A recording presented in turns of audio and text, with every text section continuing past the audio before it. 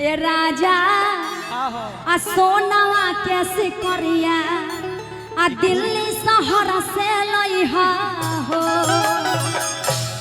आ दिल्ली शहर से लइहा हो कि जलालगढ़ बाजार से लइहा हो कि पूर्णिया बाजार से लइहा हो।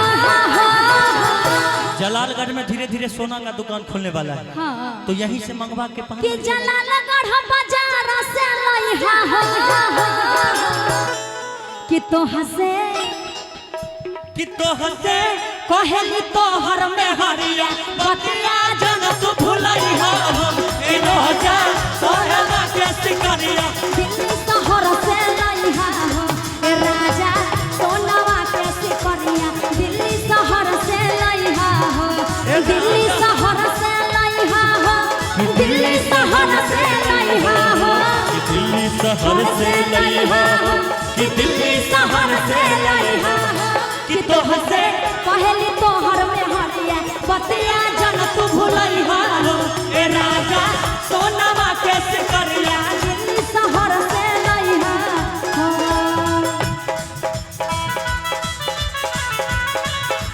गलियों में आके दिल तोड़ा कि घुघरू बांध लिया पलानी में बांध लिया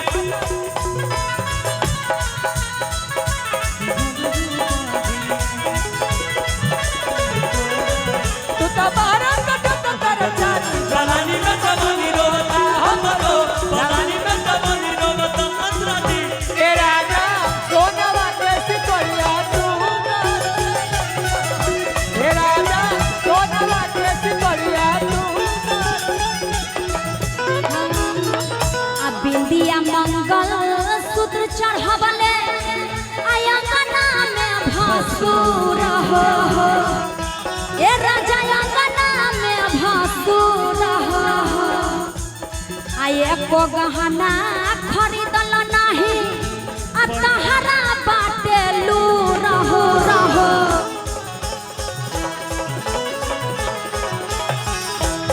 बिंदिया मंगल सूत्र चढ़ावले आंगना में भासुर हो राजा आंगना में भासुर हो शादी बदना एको गहना खरीदल न तहरा बाटे याद हो आय तोहरा न बाटे याद हो तोहरे के बाटे न लूर हो राजा तोहरा न बाटे लूर हो आ दिल्ली शहर से लइहा हो दिल्ली शहर से लइहा हो कि दिल्ली शहर से लइहा हो कि दिल्ली शहर से लइहा हो कि तोहसे कहली तोहर में हरिया बतिया जन तू भुलइहा हो ए राजा सोनावा के सिकरिया दिल्ली शहर से लइहा हो ए राजाऊ सोनावा कैसे करिया दिल्ली शहर से लइहा हो ए राजाऊ सोनावा कैसे करिया दिल्ली शहर से लइहा हो ए राजा सोनावा कैसे करिया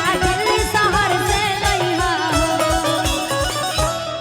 और जाते जाते जितने भी अभी सोलोनी जी का मतलब एंट्री है और जितने भी मतलब यूट्यूबर और प्रेस फेसबुकर हैकर यूट्यूबर दिल चोर वाला कर चोर जितने भी लोग यहाँ आए हैं हम सबको प्यार आशीर्वाद देने पहुँचे हैं यहाँ। हमको आशीर्वाद दीजिए इनको खाली प्यार दीजिए प्यार के काबिल वही तो आप सभी चैनल्स वाले को हार्दिक हार्दिक स्वागत मेरे तरफ से। बहुत सारे हैं, कम से कम 50 होंगे, इसलिए नाम लेना बड़ी मुश्किल है। तो सभी को मेरा एगो इच्छा है स्वागत, हार्दिक स्वागत। पक्का पक्का आप इच्छा पूरा करिएगा पक्का। बोलिए ना। जितने लोग हैं एक बार इन लोगों को एगो चुम्मा दे दीजिए आप, हमारा यही इच्छा है। और कोई देखिए यूट्यूबर सब भी हंस रहा है। अरे सब आदमी को चुम्मा कैसे? चुम्मा अपना अपना, कोई गर्लफ्रेंड से लेके कोई अपना बीवी से, शादी होगा तो बीवी से ना जी।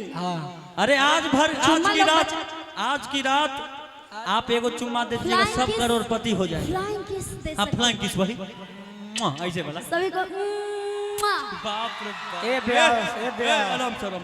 हमनी और ना चुम्मा। ये एक चुम्मा इसलिए दिया, अगर अभी जाने के बाद अगर 5 बेर चुम्मा वाले गाने को अगर लाइक करते हैं, एक कमेंट सारे लोग करेंगे तो 5 चुम्मा देंगे।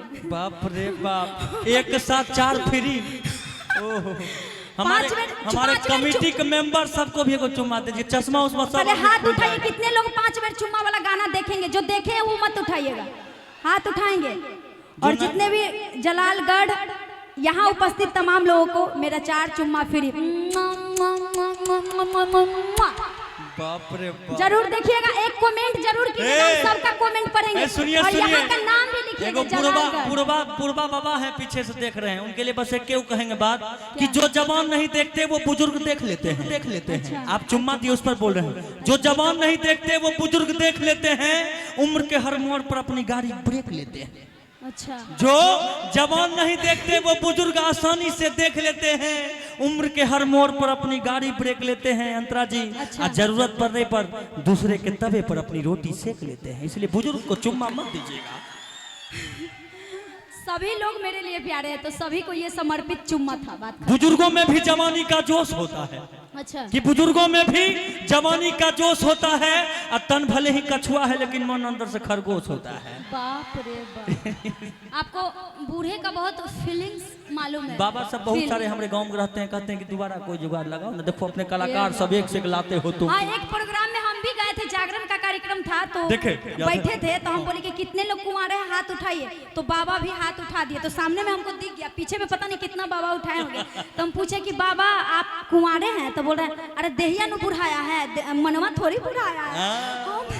हम बोले हे भगवान, हम बोले बताइए आप ऐसे उठा रहे हैं, आपका शादी तो हुआ ना? तो बोल रहा है आप बुढ़ा गए हैं, ये सब काम कर रहे हैं, हाथ उठा रहे हैं, बताइए। बोले कि शादी कितना लोग करना चाहते हैं तो हाथ उठाए, ये वाला बात है। तो हम बोले कि आप शादी कीजिएगा बुढ़ारी में, तो बोल रहा है कि देहिया ना बुढ़ाया है, मनवा थोड़ी बुढ़ाया है।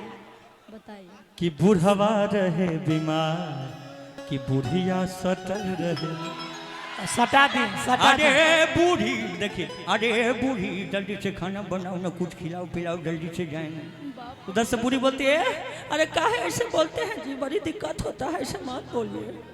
ठीक है, बहुत बहुत प्यार, बहुत बहुत आशीर्वाद। अगला कलाकार आप सबके बीच, और आप सब को बार बार नंदन, अभिनंदन, वंदन चंदन मेरे तरफ से, चंदन हार्दिक स्वागत। 5 बेर चुम्मा जरूर देखिएगा। बाप रे माँ, हमरो एक